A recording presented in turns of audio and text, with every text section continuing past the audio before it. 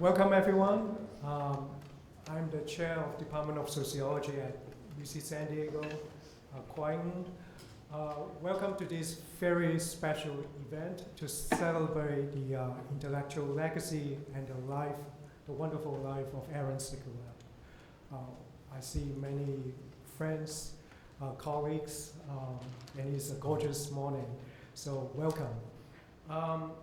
Before I ask Bud to introduce the line of speakers, I want to take this opportunity to thank our Dean of Social Sciences, Carol Patton. She cannot be here today because it's the expected due date of her grandchild. She sponsored this event, and also two of the departments that Aaron helped found, cognitive science and sociology, are also co-sponsors of this event. Now, may I ask Bud Mian, a longtime friend and former student of Aaron Cicourel, to introduce today's speakers.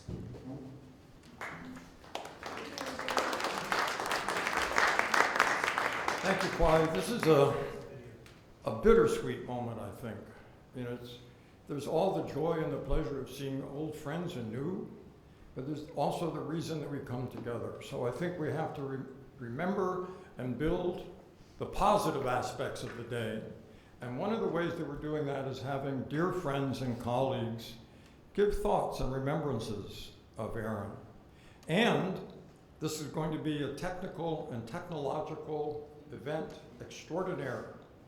Not only will there be people speaking from the heart personally, but some of them are awaiting in another space. For example, our first speaker is going to be present, not in person, but on tape. Other people are literally around the world. A couple of our colleagues are zooming in from London, for example. So it goes those three modalities: in person, Zoom, and video. And we hope it works. But we have a wonderful group of experts at the back of the room.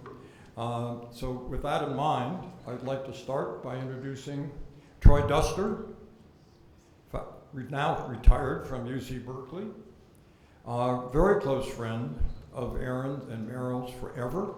And I won't give numbers of years out of deference to those of us of a certain age, right? But if all goes well, Troy will now address us on tape from Berkeley. Good morning. My name is Troy Duster, and I'm honored to be able to pay some tribute to the exceptional life and career of Aaron Cicourel. My friendship with Aaron goes back over 6 decades. We first met when I was a graduate student attending a seminar which Aaron and Harold Garfinkel co-taught at UCLA in 1957-58. Aaron had just come back from Cornell, and he was vigorously engaged in challenging what could be called the traditional empirical research in sociology. But a word or two about how Aaron played such a vital role in my career. I went back to Northwestern for my PhD in 1959, and Aaron was on the faculty there. So he had left UCLA in that early period, gone to Northwestern, and took courses and understood the passionate grounding of Aaron's ideas about how you collect data and how you should not be theorizing upon data that you did not have some real assessment of in terms of its empirical validity. And that would be a leitmotif throughout his career. I'll say more about that in a moment, but I want to say a few more words about how Aaron sponsored my own career in those early years. So in 1963, Aaron was at UC Riverside. He became chair of the Department of Sociology there, and he hired me. I was in Sweden on a postdoc, and Aaron was chair of sociology. He hired me, and that was my first job in the US. And then a few years later, Aaron left UC Riverside, was at Berkeley for a period there as a postdoctoral fellow, and he convinced colleagues in sociology, Neil Smelzer and Dave Matza and Irving Goffman, that they should consider recruiting me to a position at Berkeley. And within a year, that's exactly what happened. So my early career was very much shaped by what could be called sponsored mobility, a term that Ralph Turner used in his understanding of how people move along a career line. I also now want to talk a little bit about what it was about Aaron's career that made him such an exceptional contributor to the social sciences. It's a peculiar feature of that career that, although very much confirmed and affirmed in the United States, Aaron's reputation was much stronger and much more affirmed in Europe and in Latin America. Closely allied with scholars in Germany like Jürgen Habermas, in France with Pierre Bourdieu, Spain with Fausto Migueles, and so on, in Latin America, in Brazil with Gilberto Belli, and so forth. So Aaron, he had honorary degrees in Spain and affirmations in Scandinavia. At the same time, Aaron did not have a parallel level of affirmation in the US, and I want to comment on what I think is the reason.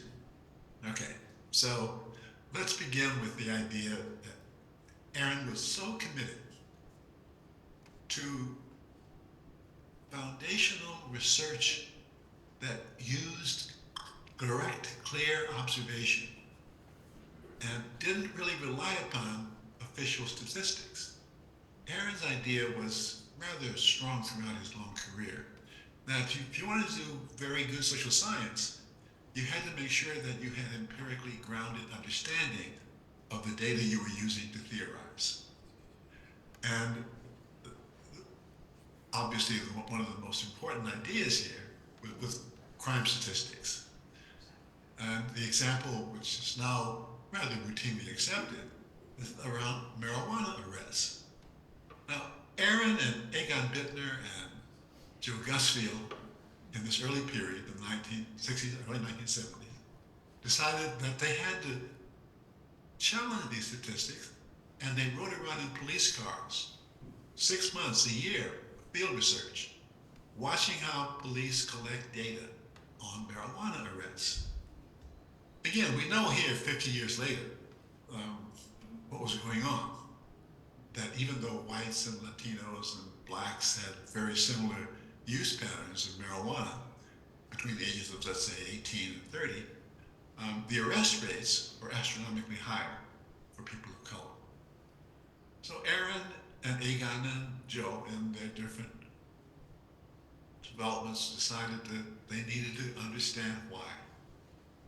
So they would observe police behavior, and the pattern was this, that when the police found young, teenage, white, middle-class kids consuming marijuana, they would often reprimand them, or sometimes they would, quote, arrest them, put them in the police car, but take them back to their homes and then tell their parents what was going on.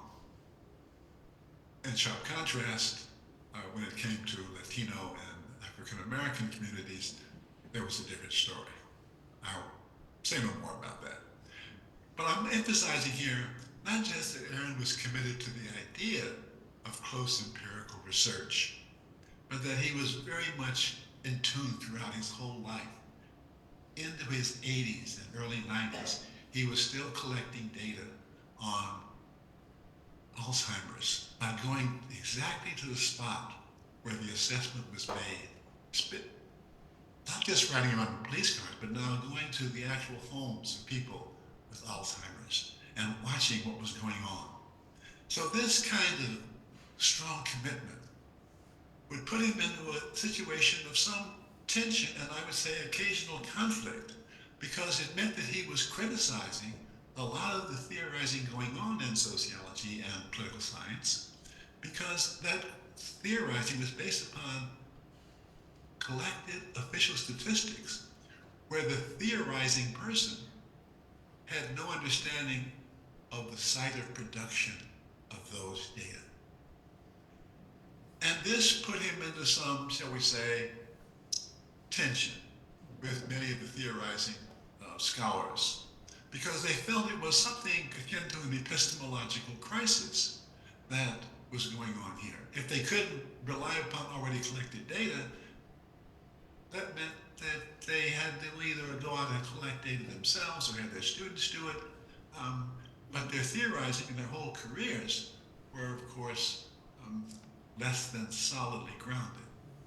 So I don't mean to suggest that this was the only reason, but there is something to this story about Aaron's enduring legacy, his commitment to the side of the production of empirical research that lasts, that his many students continue that tradition, and that will be among the most important features of his legacy.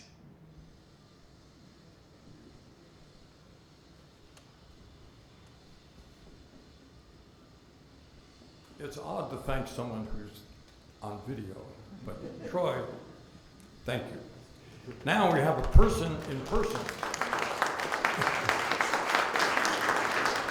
Equally distinguished, equally astute, Harvey Molotch, NYU. Yeah, you can start to walk.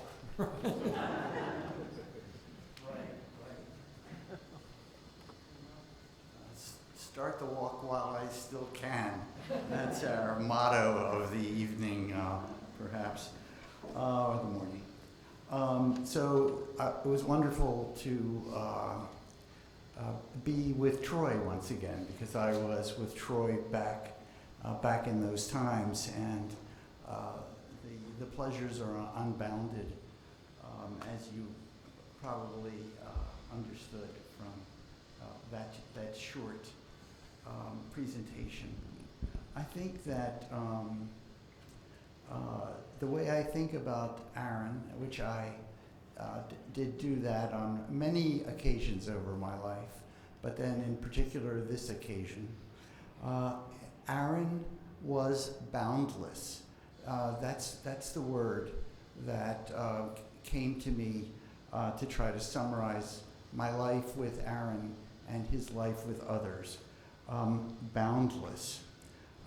In terms of covering the earth, and that was just referred to, is that Aaron, like Lord Vishnu, could just move across vast spaces and in a way not drop a pencil. He kept going and knew where he was going and knew what he was doing, even as he moved across these vast spaces, including geographic spaces. And it's just been mentioned that for him, those spaces included much of Europe, the USA, the Middle East, Turkey in particular, Chile, and the languages of those spaces and places in which he had contact. Again, for Aaron, language was not just a utility to find out where the bathroom was. Language was a route into understanding the place itself, the original data, so to speak, of where things were coming from. Boundless also in terms of the institutions in which he spent time and did his work. They've been mentioned: Cornell, UCLA, UC Santa Barbara, UC Riverside, UC Berkeley. He should have received some award for the most UC-ness of any other human being. And then, of course, the other ones that weren't UC at all, like Cornell and Northwestern, a tremendous number of diverse institutions. And I think the boundlessness comes in again. Boundlessness, not just impatient, and he was an impatient person. Impatient people do move from one place to another. That kind of, I think, goes along with the disposition. But also an impatience to learn more, and the suspicion that the place in which he was located was holding back some of that more, and that moving from one place to another was another mechanism of exploration, further exploration of ideas and of notions. Aaron also was boundless in the kinds of thoughts that he would have and way of putting things. I'll trust you with one of the comments Aaron made to me criticizing American sociology and the fact that many in the US particularly would not sit still long enough to hear him out, to read the kinds of materials that he was writing and that people he admired were writing. And the response was that for Aaron, that it required the kind of patience that American sociologists would not readily give. And so if things didn't come in a way packaged according to certain fields and subfields, Aaron would have no patience with it and would not go any deeper. The way Aaron put this, and this is still another Aaron feature, Aaron said to me, sociologists think if you can't read it during a single bowel movement, it's not sociology. And Aaron had higher aspirations. Aaron, and it goes along, I think, with the big comment I just made, Aaron was intensively and instinctively democratic. And that meant that he could be reading things not written by an eminent person, or especially an eminent American, and it in no way be thwarted by that, because he really wanted to see what that person had to say that then had relevance to the kinds of problems he was thinking about, and in fact, what could be a problem at all. The other aspect is it made him deeply generous, because he was just trying to get to the bottom of it. One of the places Aaron left was sociology at UC Santa Barbara, and I happened to be in the hallway when his stuff was being packaged up.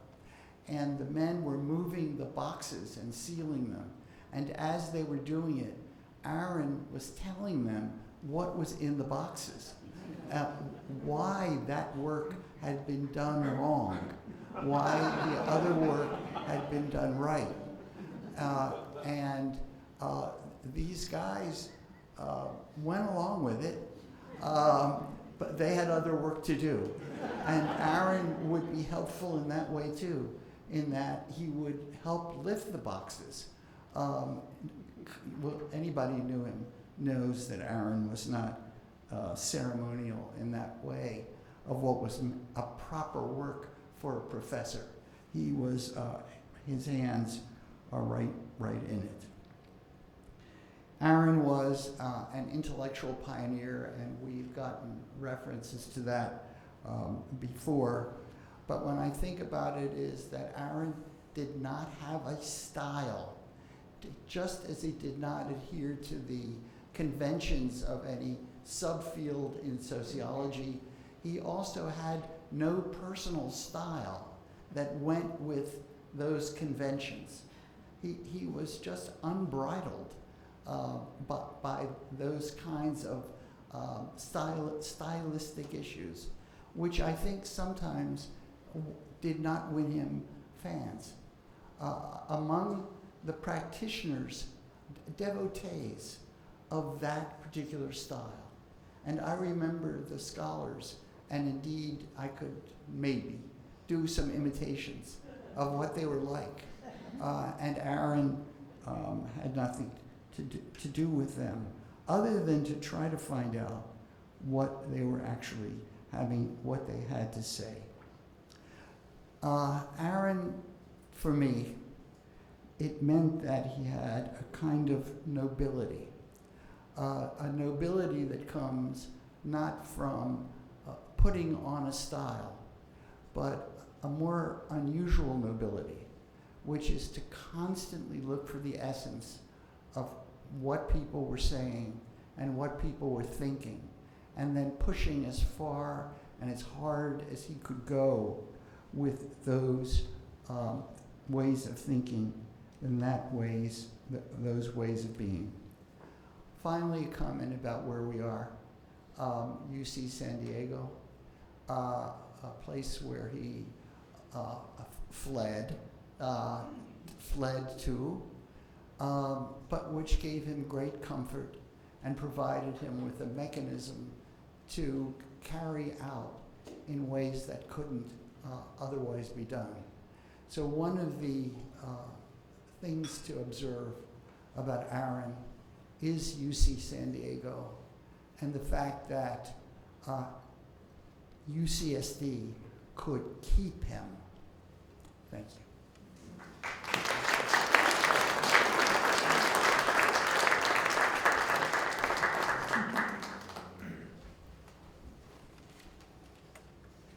Whew. Thank you, Harvey. As an indication of the breadth of Aaron's work and impact, the next speaker would be from the School of Medicine, but is unable to be here today. So Marty Stein will be represented by Denise Cicourel, part of a wonderful family, and Denise herself was largely responsible for this activity today, along with Eric, which I'll say something about later. Thanks, Bud. So, as Bud said, I'm going to be reading a letter from Marty Stein, Professor Emeritus of Clinical Pediatrics. I want to thank Marilyn Budmian for inviting me to the celebration of Aaron Cicourel's extraordinary life. I will talk about my relationship with Aaron that led to his contribution to the education of pediatricians. I joined the UCSD pediatric faculty in 1975, the first general pediatrician in the faculty of 22 physician scientists. The chair of pediatrics, Dr. Bill Nyan, charged me with the development of a primary care clinical curriculum for pediatric residents and medical students. Prior to the faculty appointment, I was interested in psychological and social aspects of medicine, including the way doctors and patients communicated. Studies showed that doctors interrupted a patient's story after an average of 30 seconds. 1975 was years before the availability of electronic medical record. Doctors wrote notes when they interviewed patients, often spending more time looking at their notes than looking at the patient. I contemplated a way to teach pediatric residents and medical students more effective medical communication skills as a part of developing a comprehensive primary care curriculum. It occurred to me that an inexpensive method of teaching would be to video record a trainee in the process of interviewing a parent or child, followed by a group review of the interview at the end of each clinic session. We typically had 6 residents and students at each clinic. 2 interviews were reviewed, during which I commented on the use of language and nonverbal aspects of communication, a topic that many trainees were not familiar with. I initiated the program without any formal training in the art of doctor-patient communication and no knowledge about the science of patient encounters. And then I discovered Aaron Cicourel, who was a member of faculty in sociology and the School of Medicine. I learned about his research in cognitive sociology, specifically his interest in medical communication. I wish I could remember the source of my initial meeting with Aaron. He heard a rumor about initiating video recording of residents and medical students during clinical encounters. I suspect the source may have been Dr. Bill Nyan, with whom Aaron collaborated. With whom Aaron collaborated in Bill's international research with children who had inherited diseases of inborn metabolism. He asked me if I could assist in the program. Aaron taught me fundamental cognitive principles of interpersonal communication. In addition, he assigned a graduate student to collaborate with me in the clinic, a name unfortunately I cannot remember. She was extraordinarily helpful during the feedback sessions.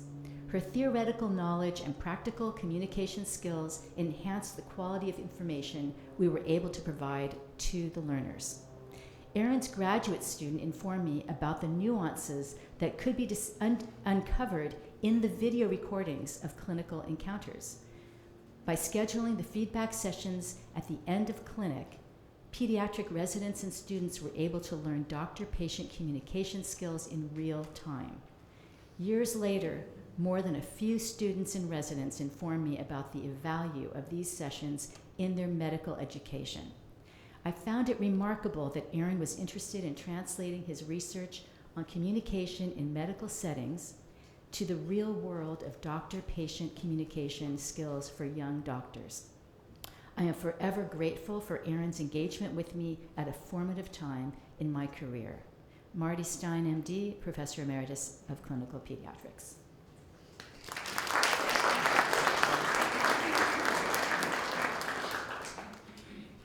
A further indication of Aaron's breadth of interest and talent is the connection to psychology. Don Norman is a well-regarded and very extensively known research psychologist and has known Aaron forever, and Don will make his comments now.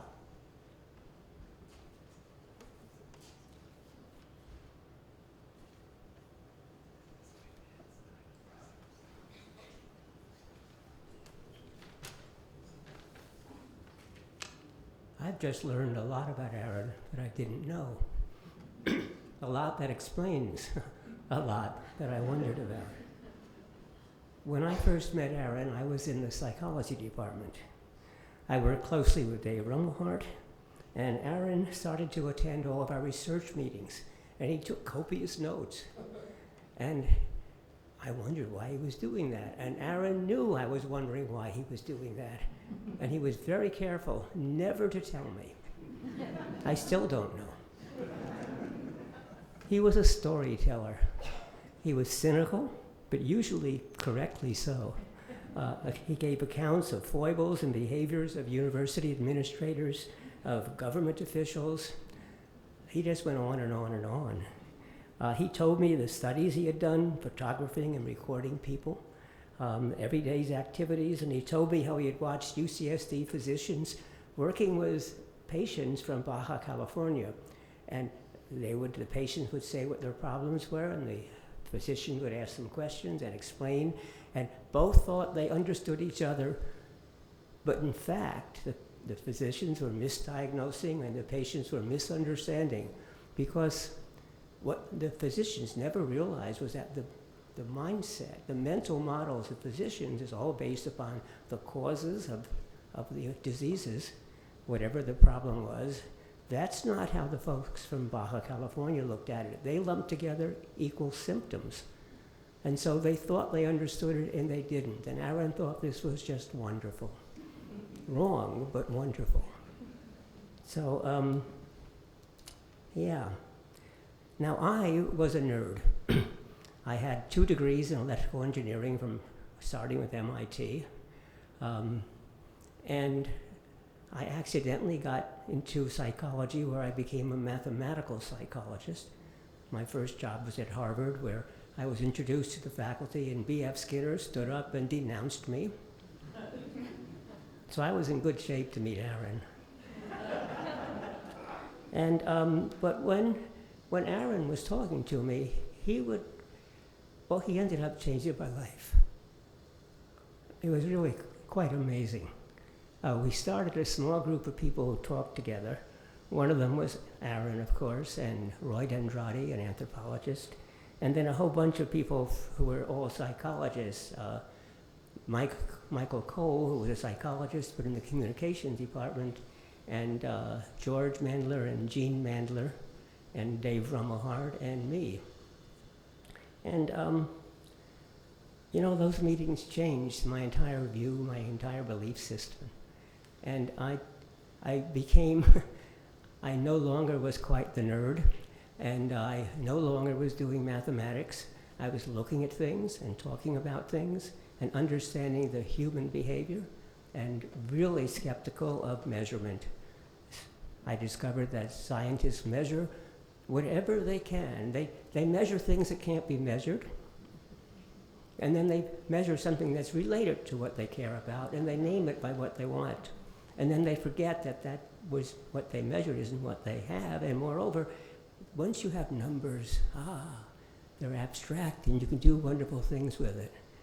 And I think nothing infuriated Aaron more than that attitude. You've already heard about that.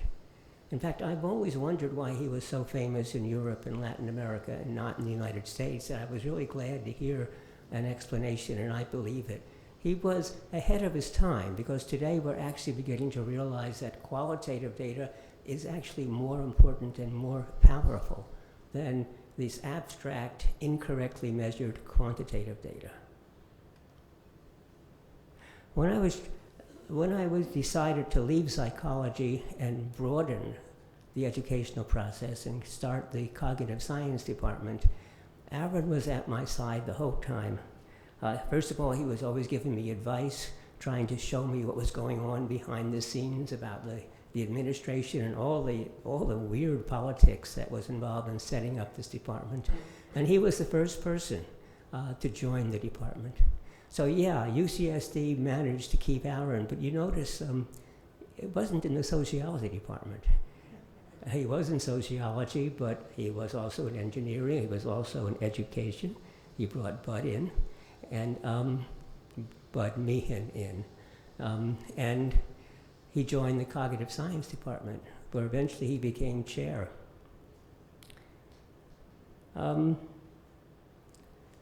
Basically, what Aaron was always doing was telling me what was going on around me, because his whole philosophy was observe people, learn from those observations, but never take what is said or done at face value. You have to always look beneath the surface. And that was the start of my education. And that was the change in my career. And however successful I actually have been, I think I owe a lot about to Aaron. So thank you.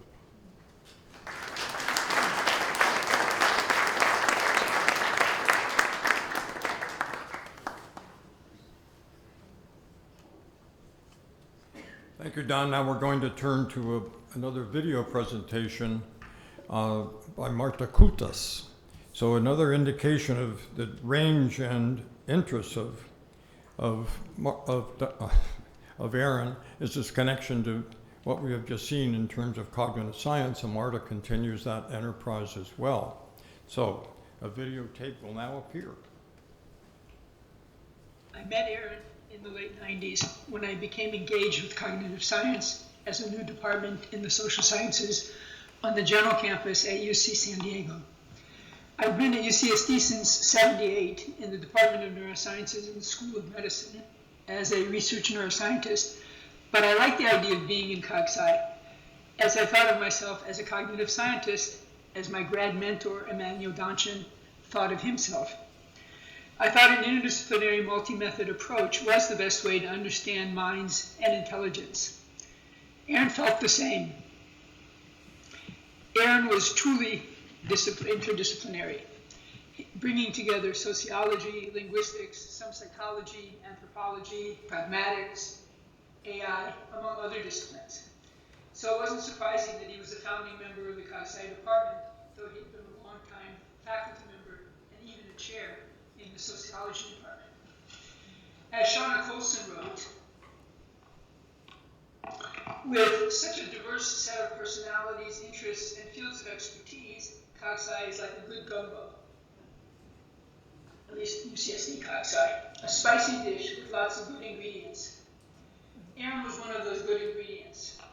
In fact, Aaron was a great ingredient, an essential ingredient. Pretty spicy, though feisty might be a more apt descriptor. As you can see, Aaron and Mel joined Rena and I for Shabbat dinner, on this occasion with Professors Kirsh and his family, and his mother-in-law.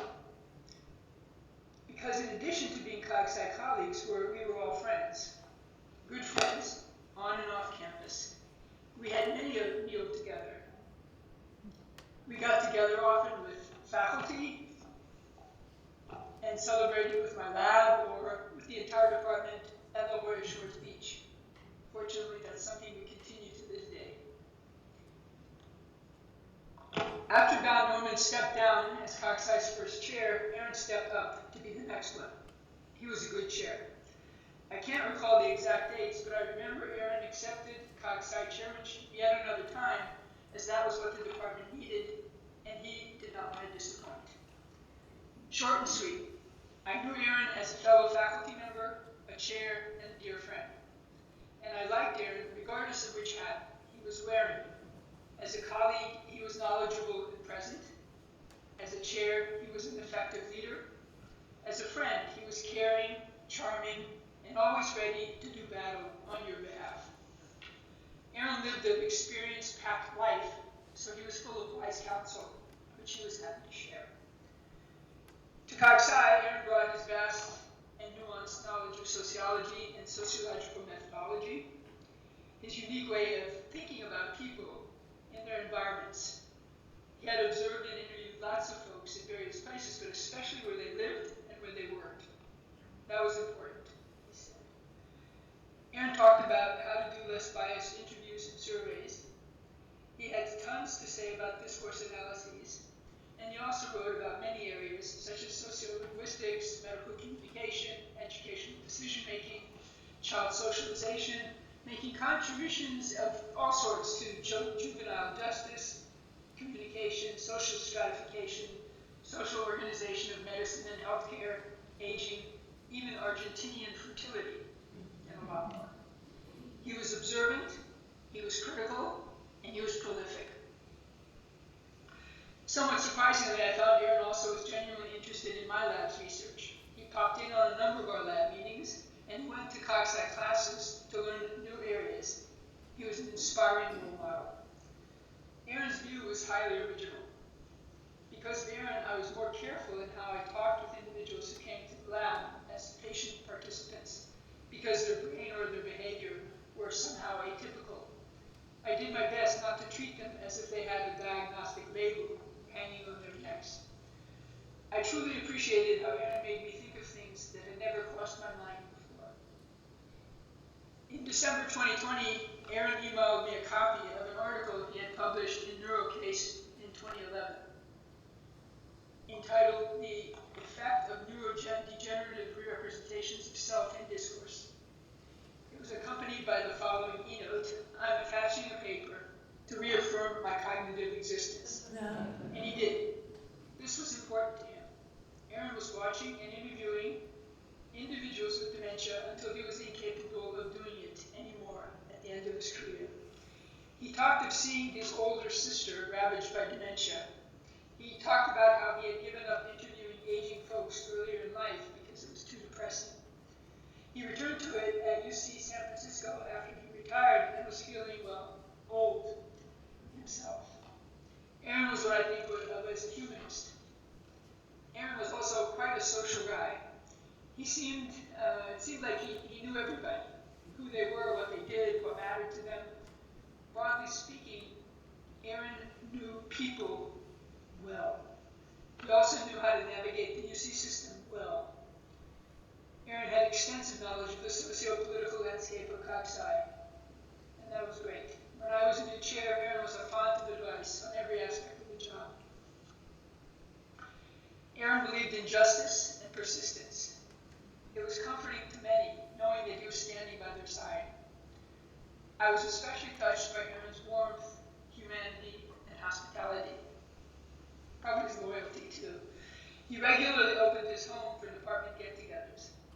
It was a wonderful way for people to get to know each other as people, not just professionals, not workers. I'm often nostalgic for those days. Here's some photos from Rena's baby shower in 2003 when the department was smaller and much more social, and we got together pretty often outside of the labs. And you'd see a lot of professors here. There's Liz Bates, there's Marty Serino, Gilles Fauconnier, George Carnevale.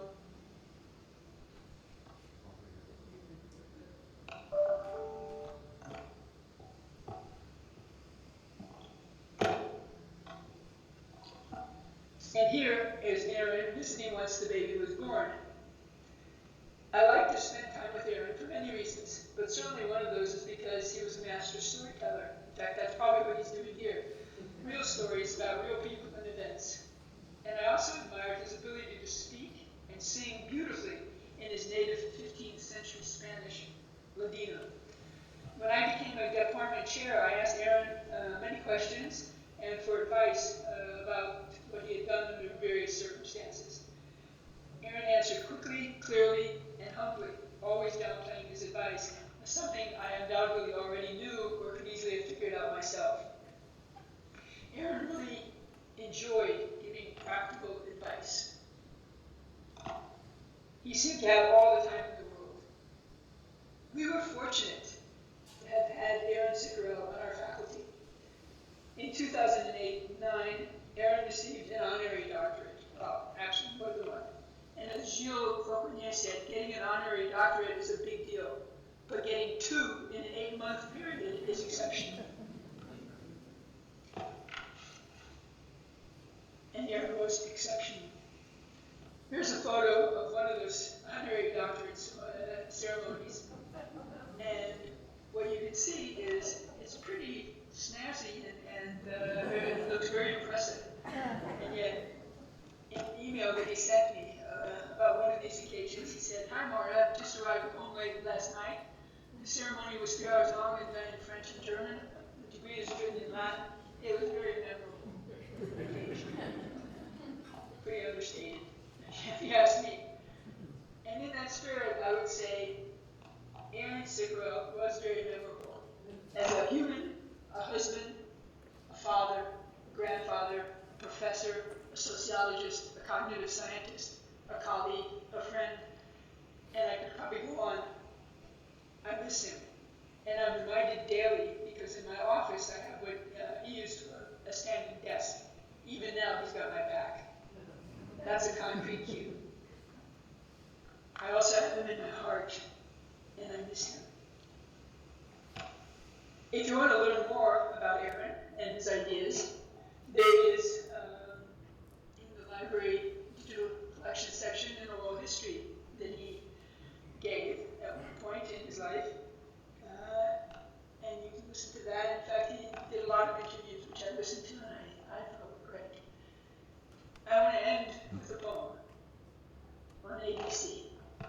Aaron Victor Cicourel, a smooth-voiced Latino singer and inspirational raconteur, a pure heart, street smart, and a well-read intellectual who used language like a tool. Incredibly generous, industrious, and rigorous, inquisitive and intense, humble with no pretense. His actions rang true. Seeking data and evidence, ever conscious of the dangers of inevitable interpretative skew. A sociologist espousing a view that assigns language and cognition creative roles in social interaction and social reality. A professor approaching academic and scholarly work just as daily life with unimpeachable integrity. As much concerned with analyzing and coming to know the employer as with an employee, or the interviewer as an interviewee. Right. An avid promoter of interdisciplinary, empirical, naturalistic inquiry.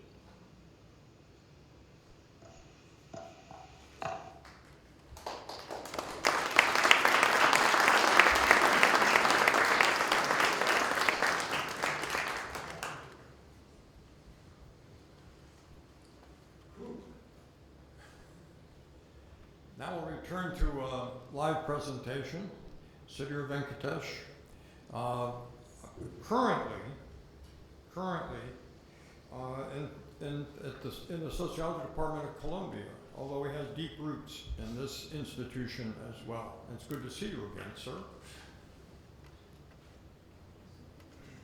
did my best Aaron invitation. I would start speaking as I came up. Thank you.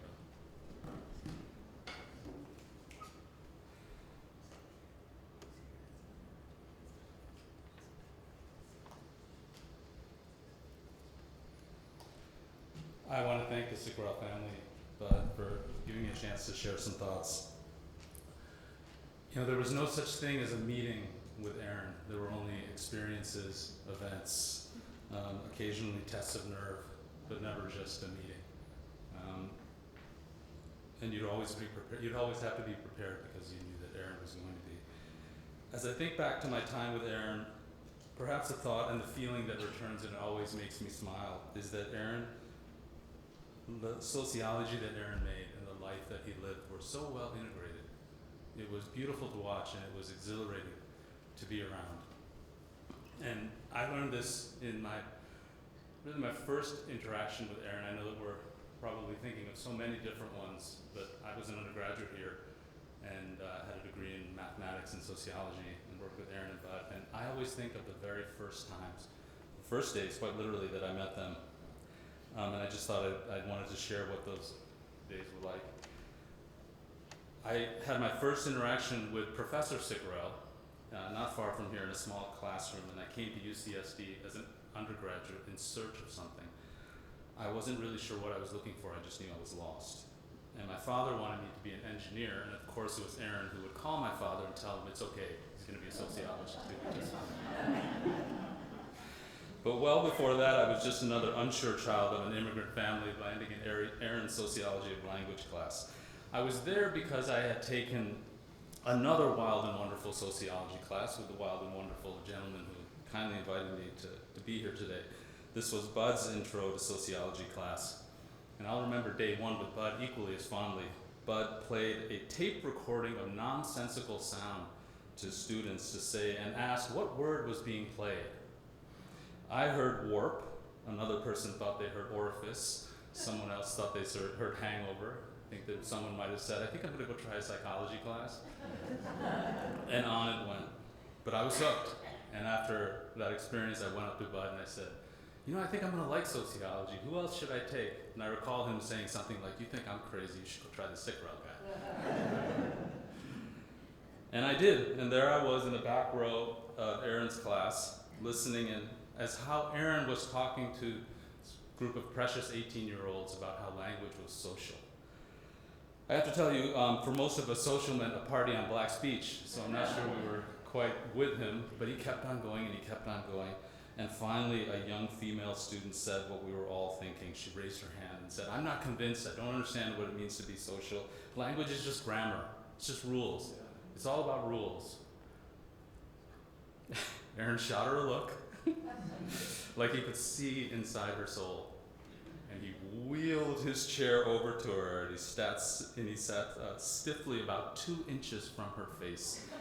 And he said, now if I spoke to you like this for the rest of class, would you think that language was not social anymore? She quickly nodded. And so did we. And boom, I was hooked, forget engineering. Sociology was what I was going to do. And I found, and I had not only one guru, but I had two, Bud and Aaron, and I really treasured that. The next few years with Aaron just flew by, and with Bud, and I didn't care what I was doing for them at UCSD. I just wanted to be with them. It was really like just being around and just absorbing the world that they were letting you inside. And I don't think I recognized it right away, and it took me many years to appreciate. But Aaron was really giving me as a student, as someone who was still a teenager at that time, was a language and a way to express myself. And what Aaron I think gave a lot of his students was a way to see the world, to make a Rorschach blot in front of you every day when you woke up just made sense. And there's so many things I can share about Aaron's ideas in terms of what others have emphasized, but I think what will always be special for me was that his ideas were rooted in how he lived, and we are all sociologists, I learned. I want to just give you a little snippet of an interview that Aaron gave that was recorded in a journal about his earliest experiences as an undergraduate. This is literally day one for him as a graduate student. He said, "I employed 2 doctoral students to help me code data I was able to obtain from actual police department files on delinquents, and also informal files one police department created for those juveniles who the police decided not to file a petition to juvenile court and give the juveniles, quote, another chance. I asked the graduate students to tape record their coding activities while talking out loud about what they were doing. The students were often frustrated because their attempts to use a particular coding framework resulted in decisions that were often arbitrary because no coding category was adequate to capture the variation that emerged." From the start, you could feel that Aaron was closing the gap between how sociology was made and how life was lived. And on the one hand, as you've heard with Troy and others, there's what's given to us, what is coded, what is clean, what is neat, what is on paper, statistics, officialdom. And then there's what these students that he was watching and speaking to felt. Life, confusion, uncertainty, arbitrariness. And Aaron could tap into that, into life, and make that his sociology. And in Aaron's world, you didn't need to first clean it up. So thank you for giving me this time.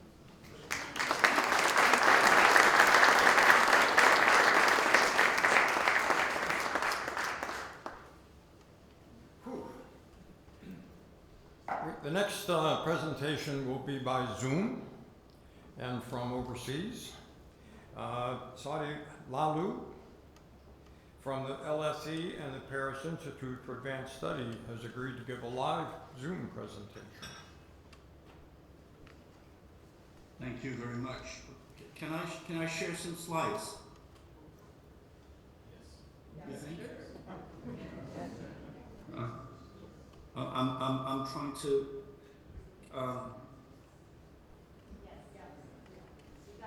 Can you see that? Yes. Okay, thank you very much. So I'm one more of those fortunate enough to have had Aaron as a mentor since 1995, and I owe him some of the most important things I've learned as a scientist, as I'm a human being, like from how to do proper work to the importance of being benevolent. And being Aaron's mentee is like having Master Yoda as your own uncle. I have since discovered that Aaron was also the own uncle of many. And so he leaves behind a large family of spiritual cousins. It's unfortunate that it's only when a person dies that the full picture of his life's work can be seen.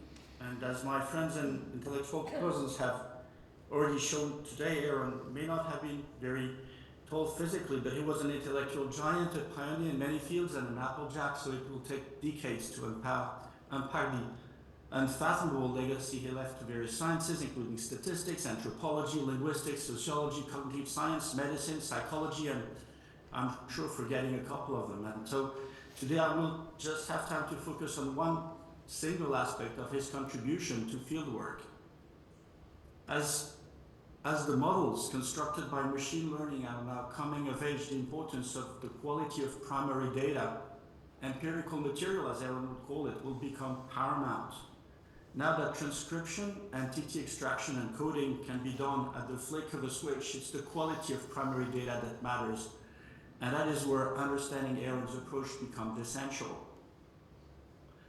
Allow me to illustrate. For 10 years, Aaron was the control analyst of my user lab at EDF, the Laboratory of Design for Cognition, LDC. It was a crazy undertaking, an entire building of the future with real people and project natural experiments recorded 24/7 by dozens of cameras. And Aaron's role was to critique any ethical or methodological issues in this gigantic goldfish bowl, as he called it. As you all know, Aaron was incomparably good at being critical. So he had full access and he could come whenever he wanted. He had no written contract to be completely free and independent. We simply arranged his travel and accommodations whenever he saw fit. Sometimes he stayed for a week, sometimes for several months in a row. He soon made friends with everyone, and when he was there, he was part of the community. As he had never left. He was chatting, attending meetings, blending in as one of us, yet inside he managed to keep his critical distance. Alfred Schutz, in a wonderful essay, The Stranger, wrote, "The member of the in-group looks with a single glance at the normal social situations that occur to him, and he immediately grasped the ready-made recipe appropriate for the solution. In this situation, his behavior shows all signs of habit, automatism, and semi-consciousness. This is possible because the cultural pattern, through its recipes, provides typical solutions to typical problems that are available to typical actors." Now, if a researcher wants to obtain meaningful data, that is data that contain the true meaning that the member of the in-group attaches to the phenomena, its cultural pattern, the researcher must, in a sense, become a member of the in-group. The researcher must be able to speak and think both emic as a native and etic as a scientist. This requires participation in the local culture and extreme intellectual rigor. It also requires attention to detail because you cannot understand the general without understanding the particular. So a good social science researcher should know how to become an insider of his or her field of research and, at least to some extent, an in-group member. Aaron excelled at this. He was a natural at becoming a local. Look at how many different people in so many countries and disciplines consider him a close family member, to the point we consider his own family as our own. And Aaron wasn't faking it. He was truly a local and a family member, and not just for the moment. He would think of you when he was away. He would write to you. He would remember all your family and professional struggles. He would understand you and help you, and he taught you by example to do the same. He would touch on something that made Aaron unique, something that I personally cannot understand. How could one single person with one single brain do this? This unique quality made Aaron unfathomable. Who else in the world has ever had the experience of being a true insider of so many communities with the intellectual capacity to draw scientific generalizations from these diverse experiences? Because Aaron was not only a great insider, he had great insights. He was a great insider. I know that this approach of knowing what you're talking about from the inside is something that many social scientists avoid. They believe that you inevitably lose critical distance, that you turn native, which is in their math is degrading. Aaron knew better, we know better. And the proof is in the pudding. Have we, his students and mentees, produced bad science? Have we lost distance? No. And we can back up what we find with solid empirical evidence. And sorry, I forgot to show you the slides. That's Aaron in the lab of LDC and Robert Capa, the photographer, said, if your pictures are not good enough, you are not close enough. Capa practiced what he preached. He died on the landmine in Thai Binh, Vietnam, but his pictures stay and they're damn good. And Aaron got close enough, close enough. He knew better than those who take only the outsider's approach, those who fear cultural immersion, those who shy away from the hard work of paying attention to detail. And he often ridiculed the comfortable ignorance of armchair scientists, of theorists without the real data. Aaron, from his early career, when he worked with the police and went on patrol, would always manage to become an insider, albeit with the status of an observer. He did research with people, not on people. Later, as a member of the medical faculty, Aaron knew his medical field inside and out. And during his late work on dementia, which has already been mentioned, he would tell me with a smile that his old age made him ideally suited to study the problem and discuss it with aging patients and their caregivers. And perhaps that is what kept him smiling in his last year, when he could hardly speak and so doing the face work for them both in their social interactions with friends, just as he himself had described and theorized this in his fabulous 2012 paper on, and that's one of Aaron's titles, Origin and Demise of Social Cultural Presentations of Selves from Birth to Death, Caregiver Scaffolding Practices Necessary for Guiding and Sustaining Communal Social Structure Throughout the Life Cycle. All those who have translated Aaron's paper know that his style can sometimes be complex and compact. But Aaron, unlike the Martian in Ray Bradbury's novel, managed to remain himself and in good shape, while also becoming an insider, remaining ethic while being emic. But how did he accomplish this epic feat? Now that he has possibilism and talent, and that we must continue his work, we must reflect on Aaron's practice to carry on his legacy. I think the secret of Aaron's talent is that he was truly and deeply human, and he interacted as a human being. That's what made him so endearing. He really cared about people and understood them. So on the field at work, he did not act as a scientist studying people. Rather, he acted as, allow me to use an expression of Schutz again, he acted as a fellow human being. Aaron was an honnête homme in the noble French sense, and also a gourmet, a cook, and a wise man. What the British call a gentleman, but one with a big heart and a smart brain. He taught me how to cook fish properly and how to look at life in a positive and constructive way. He makes us all understand how human interaction really works. So science is losing an intellectual giant. We're losing a loving friend. Thank you, Aaron. Thank you. Thank you for what you gave us.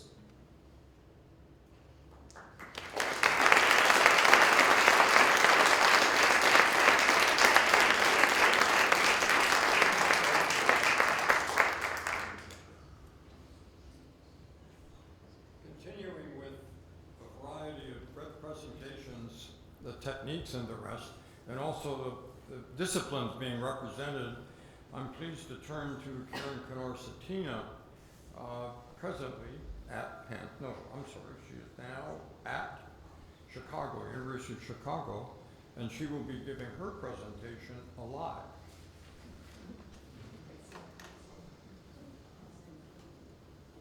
I want to convey first my huge disappointment, the fact that I cannot be with you in person, the Cicourel family and all my friends and colleagues who are at UCSD today. We have a critically ill patient in the family, and that just cannot be away long enough to come to San Diego.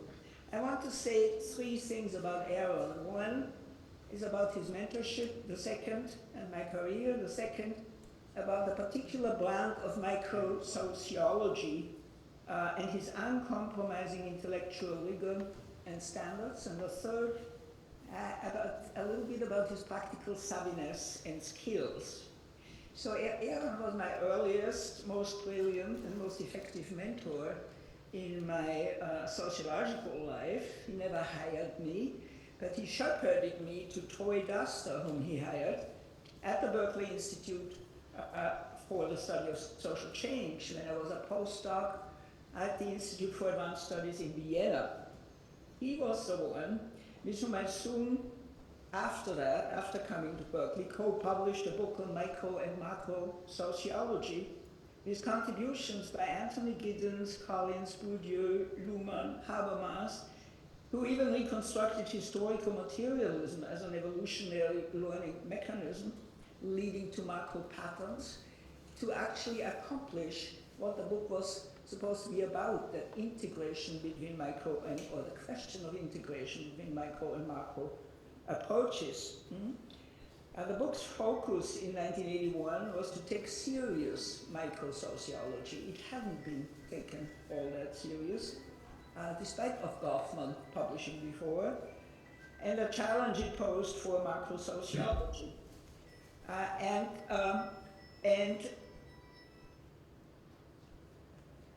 Forefront of the micro-sociological challenges of received and to received social theory. The book brought the challenge into focus and made sociologists notice, but it also did cement my own sociological preference for micro-level research, which I thought of as the more innovative and interesting of the two spheres, the micro and the macro, as the only one that allowed us to see and lay bare sociality and how it really worked and the mechanisms through which this was accomplished. Some 30 years later, I could demonstrate actually how that level of activities, the micro level, indeed is all there is in the most global domain I know of, financial markets. How microstructures, aided by technology and a little bit of AI, have become a backbone of the mundane reality of the global. There was a second window that Aaron's making me go to Berkeley opened up for me. It allowed me to do my first ethnographic laboratory, so-called laboratory study of scientists at work in Berkeley, which exemplified, I think, a microstudy's power in unearthing the accomplished constructionist foundation of truth-making in professional science, where such a study had never been done before. Never before, both I and Lahlou in San Diego, and later on Sharon Travik and Michael Lynch in LA, ventured into the laboratory, taking the leap into such implausible research. And had Aaron not pushed me out of Middle Europe and a cozy institute for advanced study in Vienna there, to go to the West Coast, and to the West Coast Innovative Thinking Center, Berkeley, where any crazy idea I found when I arrived there seemed to be cherished. One could marry a horse in Berkeley, I had the impression at the time, without anybody noticing. Had he not encouraged me, I think I would not have done the study in Middle Europe or anywhere else. I had to go there. Aaron, of course, had not done a study of the natural sciences himself, but he had shown the way already in 1964. I'm referring to his book again, not the macro foundations, but the method and measurement in sociology, in which he critically examined the foundations of social science quantitative measurement, that of survey research, and his study of theory and method in Argentine fertility, where he also tried to document the bankruptcy of traditional approaches of social research. Our studies of what measurement was like as a mundane practice and as an action system in natural science labs followed the path Aaron had laid out. My study and others were not attempting to be critical. We simply focused on how scientific measurement is not just natural scientific measurement, is not just a prescribed methodology, but an interaction system. And we were able to build on his critique and to extend the interactional insights and vocabulary to the natural sciences, which had never been systematically included in the sociology of knowledge before that time. In showing the way and getting people like me to the right place, the West Coast, Aaron was a great enabler and of unlikely but innovative research directions. Far-sighted as he was academically, he gave fate a boost, so to speak, so that it moved in the direction he thought right. But he also had two other qualities that always impressed me: his academic rigor and his life's world savviness. First, the academic rigor. Quite a bit of micro-sociological and anthropological research is steeped in interpretative frameworks and work. And not only that, which looks at discourse. The anthropologist Clifford Geertz, whom I was with at the Institute for Advanced Study in Princeton before his death, was the harbinger of that. He took his clues from Dilthey, but also liberally relied on grammar and literature to provide metaphor for making sense of his observations of native groups. His and his wife work on the cockfight in Bali is the best example of this wizardry.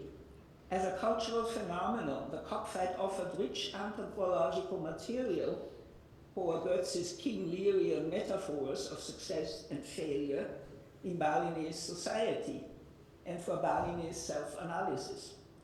Goethe got accolades for his superbly written article on the cockfight, but critics also asked how one would distinguish between the artistry of the later Goethe and the reality we are interested in as social scientists. Such a question would never have been asked of Aaron. His way of approaching the practice level was by painstaking attention to nano-level moves, often supported by transcripts and detailed pragmatic linguistic analysis, even video analysis.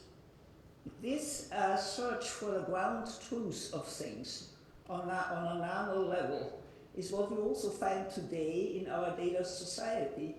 But at his time, it was done by observation, and his love for intellectual standards and the effort to maintain them unblinkingly, even if it meant that he himself had to spend more time on research and the reader more time on reading it, was very important in making that nano level accessible for anyone doing microanalysis. His so-called qualitative work stood out for its meticulousness and exemplary precision, for rejecting easy abstractions and interpretative shortcuts. It's not prominent in sociology today to do ethnography that way. The interpretative tradition dominates. But it is a model that has been very fruitful indeed in training oneself and others in methodological self-discipline, in countering accusations of just language or qualitative softness. His studies were hard and formal and deep, not vague. It also pushed his work beyond critical analysis per se. This sort of standard upholding may have earned him enemies at times, but I think his pointing the way is particularly needed today when interest in practical impact and even in alternative truths leads to shortcuts all around us that eliminate the potential for discovering mechanisms and innovation in reality itself. There is another characteristic that may seem to run counter to the former that Aaron also had, and it has been mentioned before, his savviness in practical matters, such as how to overcome jet lag, get up early, or how to best eat oranges in the morning over the sink, suck them out. This also extended to warnings and advice regarding people. He once warned me of a younger postdoc who would come to the university where I taught and was likely to approach me as he did women in general. And he told me of the dinner party conventions in his small town, university town, that one had to heed to get invitations. Like a rabbi, it seemed, he could take charge of everything and give advice on anything, mundane or moral matters. Perhaps the training he got as a child and young adult when earning money for his family, by delivering mail and so on, taught him the roles of provider and caretaker that he extended to everyone in his circles with some kind of need. You will imagine what I said, and I don't want to repeat it for a long time, that Aaron was also a charming communicator who had the ability to reach people. It's worth mentioning, my last point, how far this communication extended. It was by no means limited to members of the university in which he taught at the time. It rather extended to all university, it seemed, that he had ever been to or spoke at, and to a broad range of centers and disciplines. The German-speaking Alpine Innsbruck in Austria, the Max Planck Institute in Starnberg, Germany, Bielefeld, who knows where Bielefeld is? But even Vienna and Berlin are perhaps among the more improbable places in the long list of those he visited, but they are part of those from where he, together with Mary, who might also have been the source of his practical skills, drew admirers and friends. The list of disciplines he influenced and learned from and included in methodological and other research probably unsurpassed. It doesn't just include linguistic and cognitive science and of course sociology, but also medical fields, biology, even parts of science studies. It seems he simply often taught himself what's needed for a study in a new discipline and then kept revisiting it. He was in many ways at the center of a network, the one creating and extending it and prompting it to keep alive. Well, to end, let me say that I cried when I heard about Aaron's passing. You have lost an intellectual model, and in his and Mary's case, a lost model for how to live a life, and you have nothing more to lean on, I thought, other than your own poor, meager self. But it became clear, quite quickly, that the model still lives on in me. I use it and recall it all the time when I teach and I talk to students. And wonderful Muriel, whose pictures I so admired and still want to buy, is here, and I can see her. Not quite actually, but I can see her indirectly, and extends my immense gratitude to her. Dear Muriel, Denise, Craig, and Eric, but particularly dear Muriel, thank you for organizing this and inviting me. I so hope something like this can also happen at the ASA, though the ASA never goes to San Francisco anymore, which would be the right place for something like this. Thank you very much.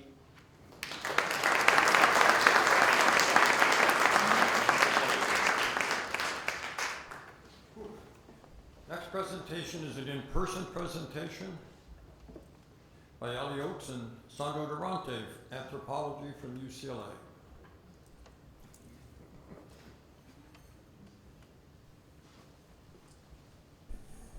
First of all, thank you for inviting us.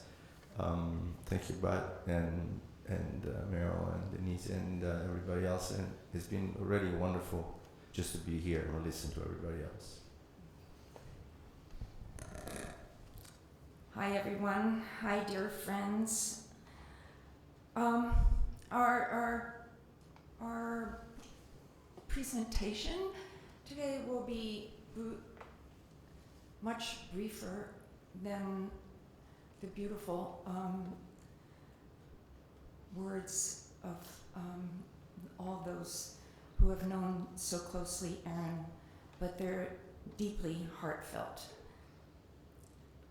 Blessed to have known Aaron as a colleague and a friend, Sandro and I have had the great good fortune of hearing his vast repertoire of stories about significant moments in the history of sociology, especially as it began to attend to social interaction and social cognition.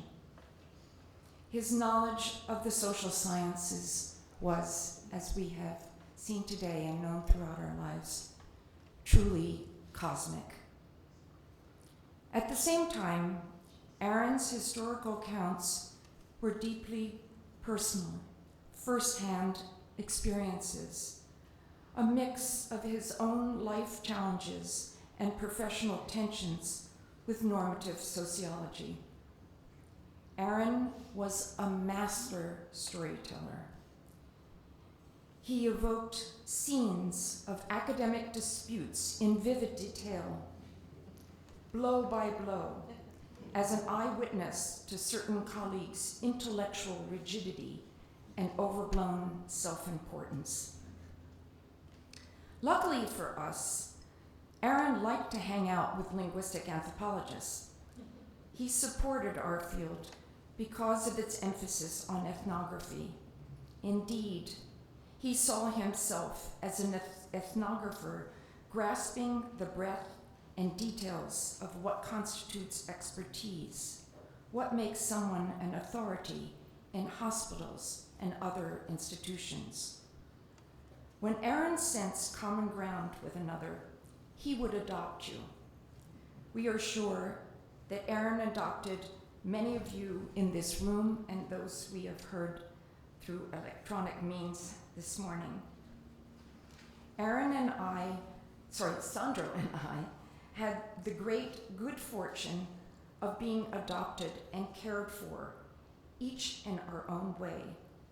In 1983, when Sandro applied for a postdoc at the then UCSD Center for Human Information Processing, but hadn't heard back, Aaron immediately decided to personally deliver a second copy of Sandro's letter and CV to the search committee. He got the job. Aaron's deep knowledge of academic politics also helped me in making choices about my career. In 1990, when I received an offer from UCLA and USC was trying to retain me, he encouraged me to ask for higher rank and higher salary, and this is the really crucial part, he demonstrated exactly how to do this. Aaron stayed at our home whenever he visited his mother in a senior facility in Los Angeles. He told us stories about his family, about growing up on the wrong side of the tracks in LA, about speaking Ladino, about his elderly mother's taste for spicy food and her love of music, and how this love of music spread to his children and his grandchildren.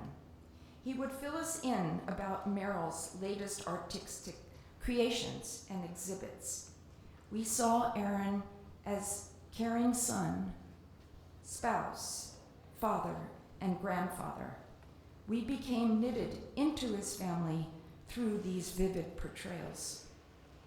And reciprocally, Aaron became knitted into our family. He participated in our younger son Marco's bar mitzvah. He gave fine-tuned advice to my older son David when he was an undergraduate in sociology at Berkeley.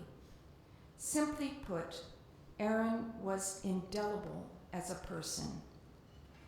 So generous and tender and protective, we grew to love Aaron over the decades of his paternal support and his friendship.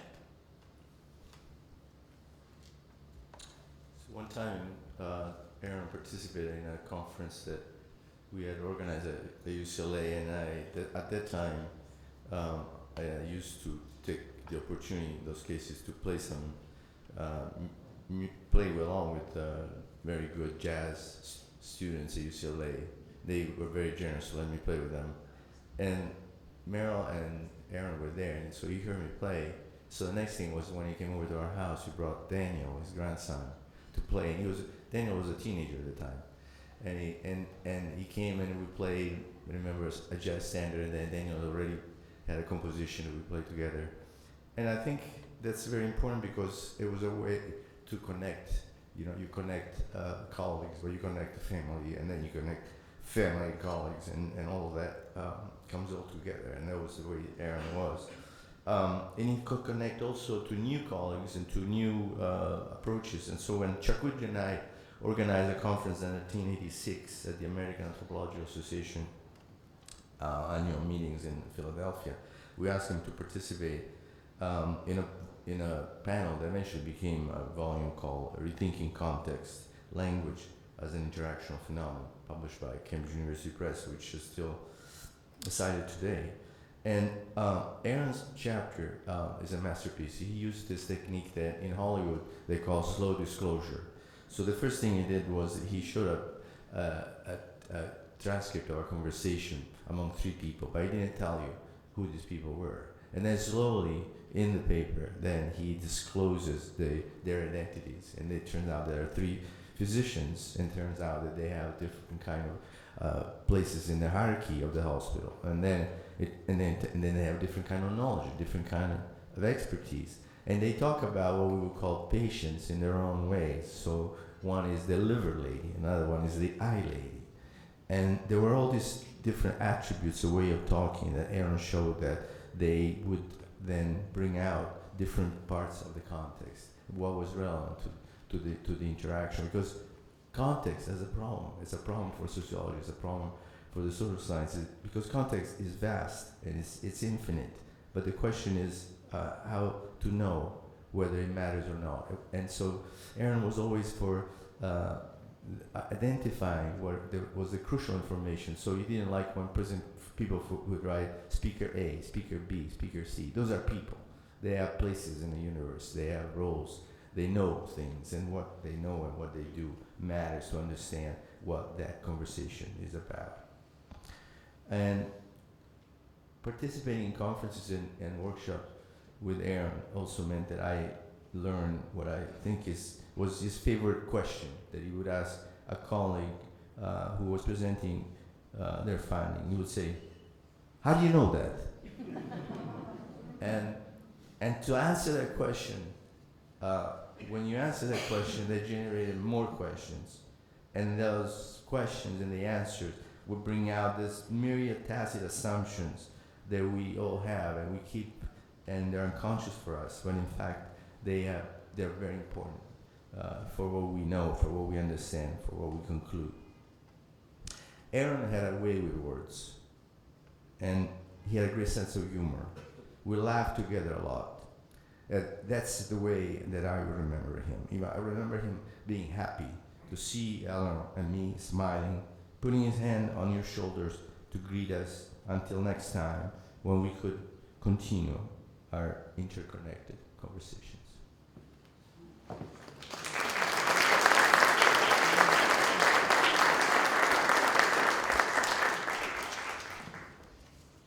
Thank you. Next from UCSF, Pat Fox, Behavioral Science. I associate him with studies of medicine as well.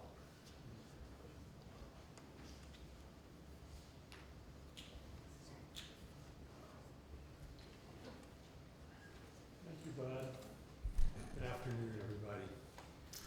My primary relationship with Aaron was as a mentee in a doctoral program here at UCSD. And then fortunately for me, a colleague 30 years later, when he came to UCSF after his formal retirement. I first met Aaron in 1980 when I became a graduate student in the Department of Sociology here at UCSD. And I came here because Aaron's work intrigued me. And I was interested in learning more about his theoretical approach to sociology, especially the role of language in social interaction and in the structuring of social reality. I became especially intrigued with the sociology of everyday life and his notions of the intersection of human cognition and social experience that form the underpinnings of what has been called a tacit sense of social structure that emerges in human social interaction. When I came to San Diego, my wife and I lived in Berkeley. She had a career which had her housed in San Francisco, and so I decided to commute between Berkeley and San Diego so I could study with her. I tried to schedule my courses on seminars on Tuesdays and Thursdays so I could return to Berkeley every 10 days or so for a few days. It was tough to be away from Sabrina for days at a time, but I was determined to make the most of my opportunity to study with him because he opened to me a completely new and compelling intellectual world. He was also very kind given my circumstances. When, for example, he offered me a months-long stay in his house in La Jolla during one of his sabbaticals when he and Merrill would be out of town. That really helped out because I could save the rental costs in the face of my commuting expenses incurred by my monthly flights from LA to Oakland. Aaron, as well as Bud me, and mentored me for 2 years that I stayed at UCSD, and I learned a great deal from both of them. I subsequently transferred to UCSF to start work on my dissertation because I was also interested in the sociology of aging and health policy, and there was an aging health policy organized research unit affiliated with the department on the campus there. The exposure to the ideas that I had received under Aaron's guidance provided me a clear theoretical and methodological foundation to approach my dissertation, which was concerned with the transformation of senility into Alzheimer's disease.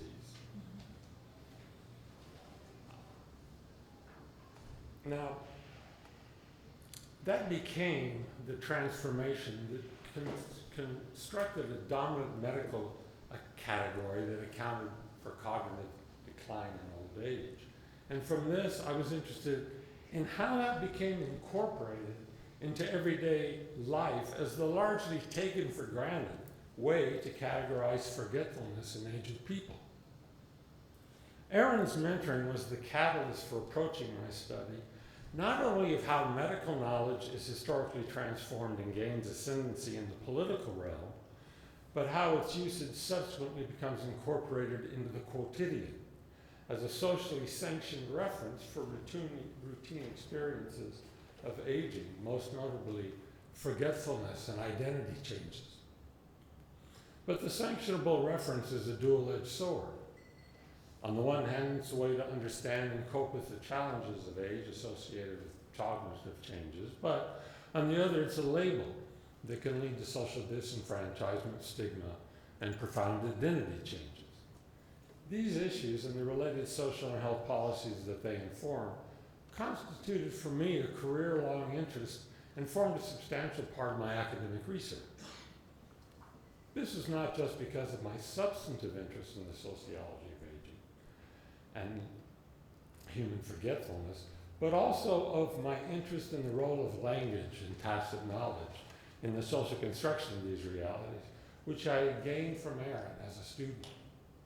This was always what I searched for to ground my work, be it in historical analysis of the rise of Alzheimer's disease in the United States, the politics of dread disease resulting in federal policy responses, emphasizing biomedical research over caregiver needs, the economic cost of the disease society, the differential impact of the disease on women due to their heightened economic vulnerabilities in old age, and the influence of biomedical conceptions of Alzheimer's disease on those so labeled, and how such conceptions frame both the policy debate and our general understanding of the disease in everyday life. Aaron gave me an eye for seeing the unstated assumptions underlying the creation and implementation of social and health policy, and an appreciation of how language creates ways of forming social reality that are not all-inclusive, but can have deleterious unintended consequences. It wasn't until 3 decades had passed that Aaron and I again crossed paths. He came to UCSF for a guest lecture after he had retired from UCSD, and he and Merrill had moved to Berkeley. I attended his lecture, and we had lunch afterwards to catch up on old times as well as new times. I subsequently invited him to become affiliated with the Aging ORU at UCSF as a base of space and administrative support for the research which was of course a hallmark of his life, an insatiable interest in research and society that continued throughout his, quote, retirement, unquote. It was a pleasure to have him at the Institute, and I felt fortunate to have this second life with him as he began a new study of, as he put it and has been referred to by others, scaffolding practices. That is, cognitive, emotional, and sociocultural practices used by caregivers to preserve a sense of self and communal social interaction with people living with Alzheimer's disease. He and I would routinely meet and discuss ideas and issues related to medical sociology and aging, the campus, and our respective work. I was so pleased to have him there for those additional years, not only because of what he brought intellectually and personally, but because it provided me a small way, a very small way to repay him for the intellectual foundations he provided to me 44 years ago in San Diego. Thanks, Aaron.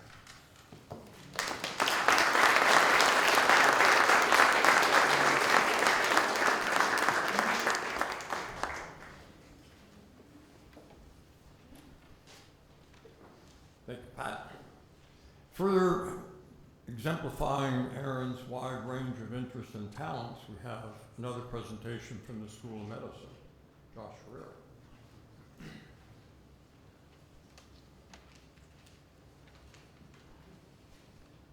Thank you. Good morning. I want to thank Merrill for asking me to speak.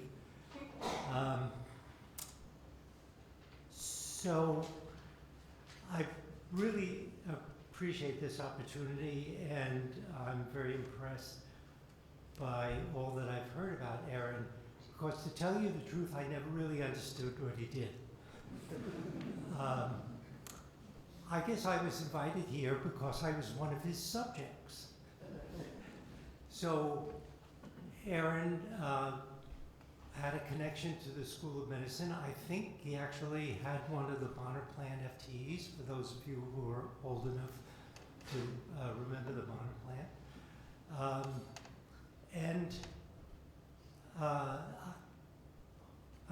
I don't remember how I first connected with him, but I think it was because he had already connected with my mentor, Abe Rowdy, and when Abe died, I eventually became the chief of infectious diseases at UCSD, which had been Abe's title. And Aaron approached me and asked if he could observe one of my clinics.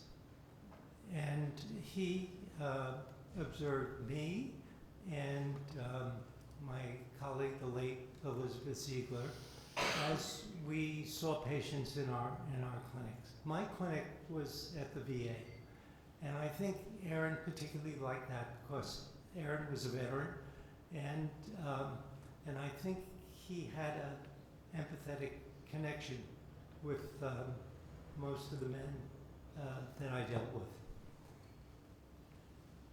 To tell you the truth, I don't think we ever had human subjects approval for this. At least I never filled any forms out. So it was a pretty informal thing. And Aaron would come in with me as I entered the room, and I would tell the patient that he was a professor at UCSD and that he was going to observe and ask them if it was okay. And they always said yes, because the vets were really happy to have their medical care. And I would try to interact with the patient as I normally would, ignoring Aaron sitting in the corner with his notebook. And he took notes, obviously, and then when my time was up with the patient, I left the room and Aaron stayed behind. I have no idea what he discussed with the patient. Sometimes he talked to me about how what he observed, but never specifically about individual people. Just a kind of general way that he felt the interaction went. What he really enjoyed about my specialty, so my specialty was infectious diseases, and we would often have patients referred to us because they had been traveling and they became ill after the travel. And he loved the way we went after the very specific details. Where were you? What did you do? How long did you stay? Who did you see? What insects bit you? And he found all of this to be very enlightening somehow. But this is just what we did. And I never saw it as being particularly special, but he managed to generalize, apparently, from what I consider to be very individual and personal interactions with patients. So I guess that I'm a subject in some of his papers without really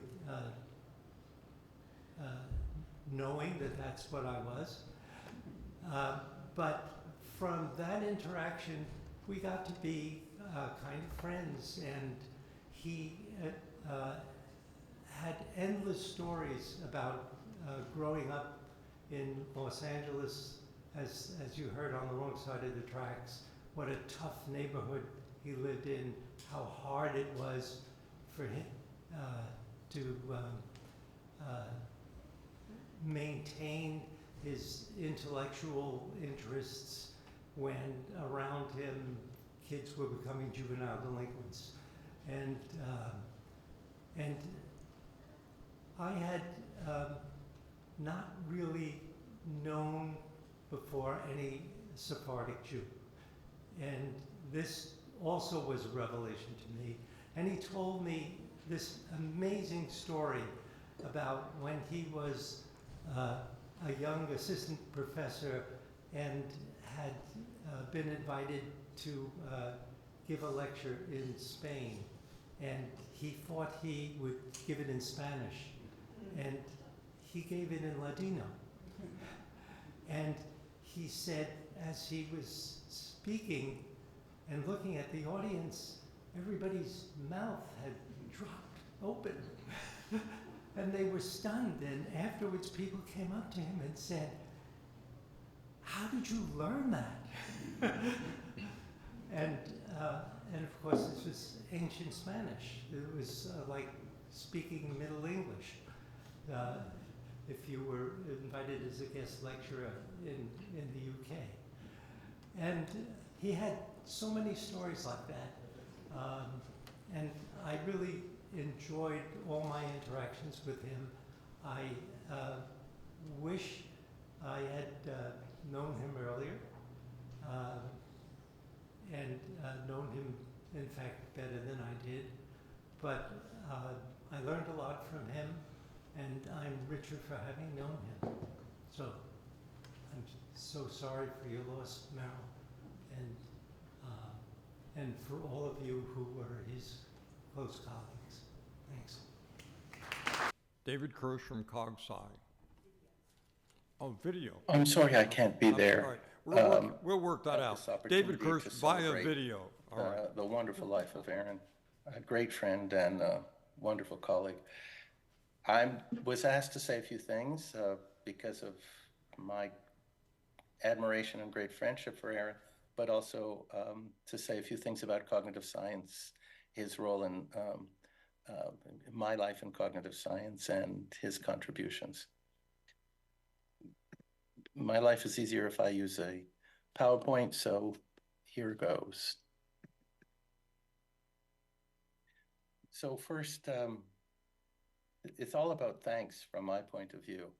I was a candidate for the Cognitive Science Department in 1988 when they were first forming the department, and it wasn't clear whether cognitive science was going to be cognitive neuroscience, hold the cognitive, or whether it was going to be cognitive science, given the vision of Don Norman and David Rummelhart and Aaron and others who believed that it was very important to understand how humans are embedded in the environment and how we interact with the environment.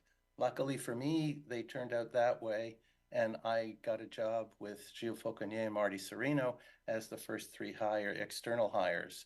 Aaron was just wonderful. I came to the school and he instantly was so warm and friendly and supportive and giving me advice. Aaron always loves to give good advice. What you don't understand is, and so he just was so instrumental in helping me navigate something that could have been quite complicated. And then immediately afterward, it was just a great ally.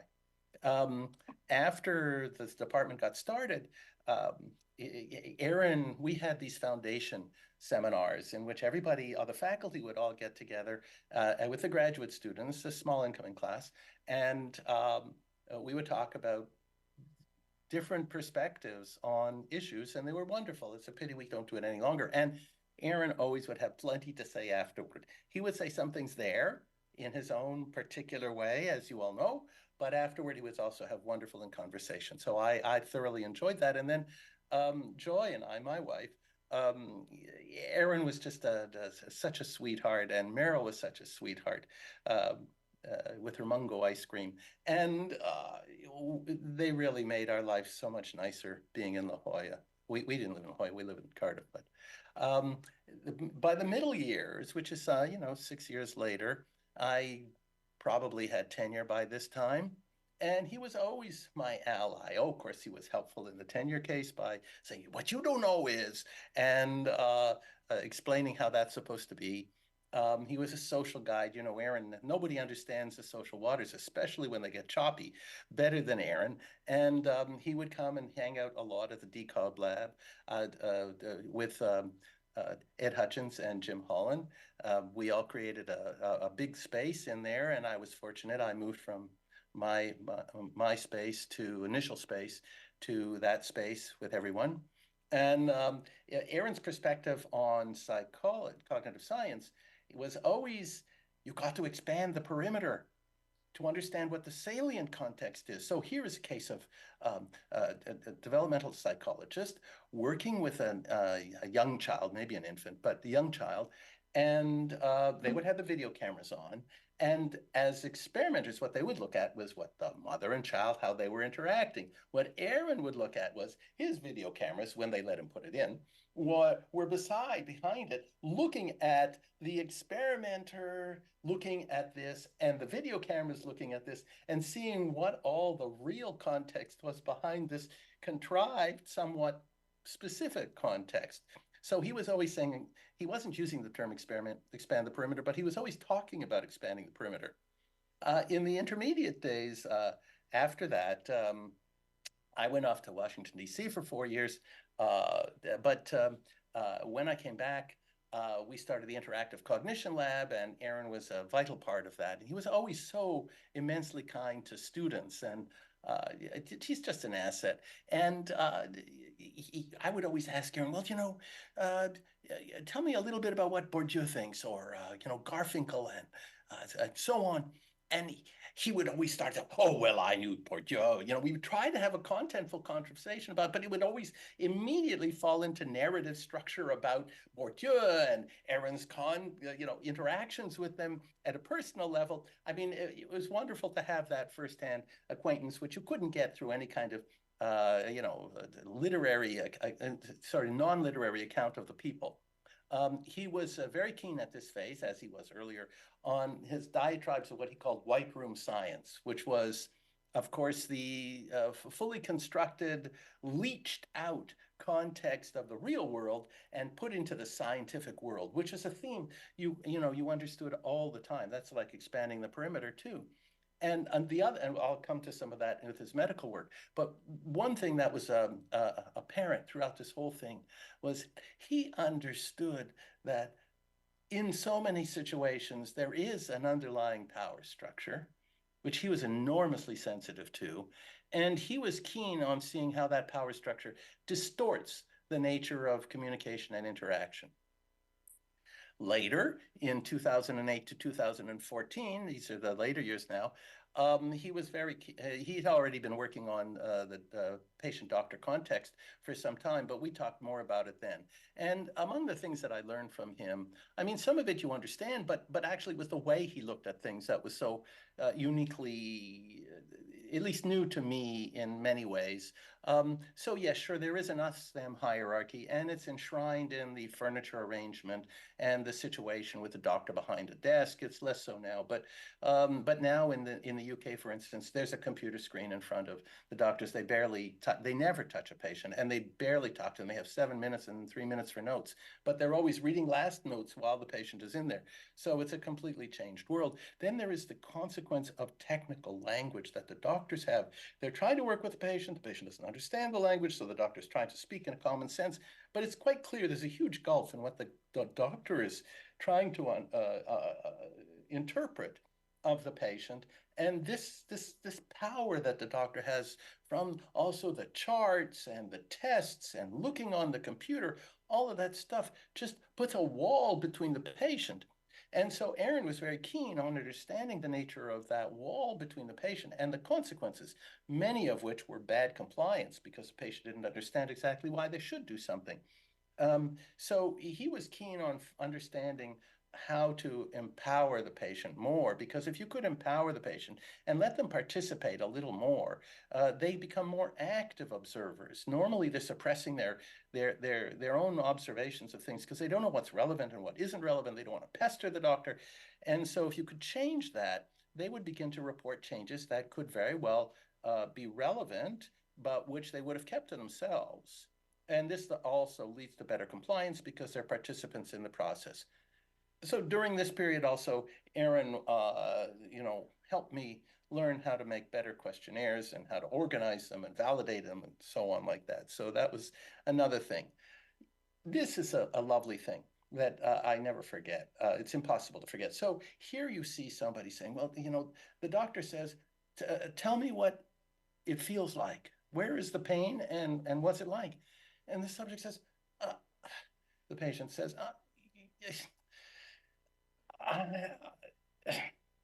I don't know. I can't tell you exactly where it is, and I can't tell you what it feels like. It feels like some kind of pressure, and they're going like this.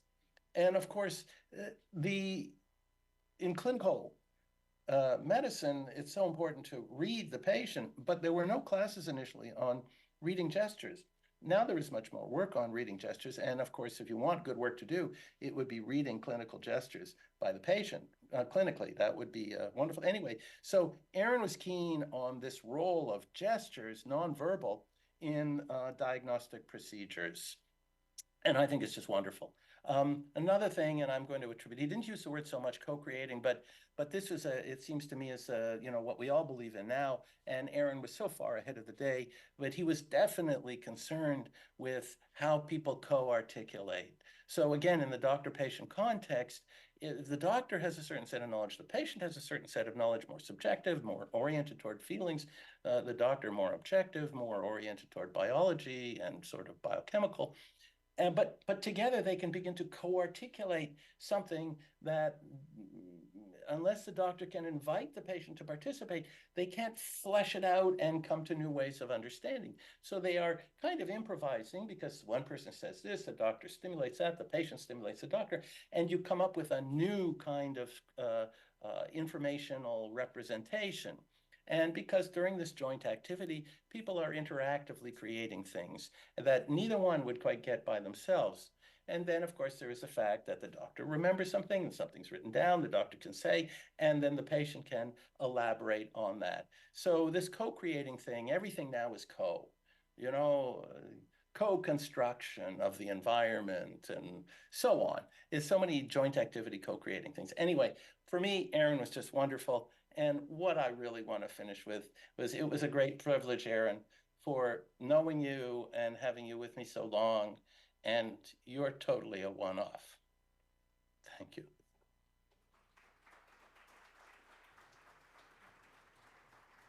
Okay, so now first let me just say that ever since I wrote the book, I've been very much influenced by language, both theoretical linguistics and applied linguistics, and linguistic anthropology, and especially a new area, well, it's been around now for 40 years that I know of, called cognitive linguistics. Now, you might say, what does it have to do with sociology? Well, I want to argue that you can't have culture without cognition, and you can't have cognition without culture. But I think sociologists, if ignored the term cognition, it sounds like some psychological thing that you were warned not to ignore and to avoid.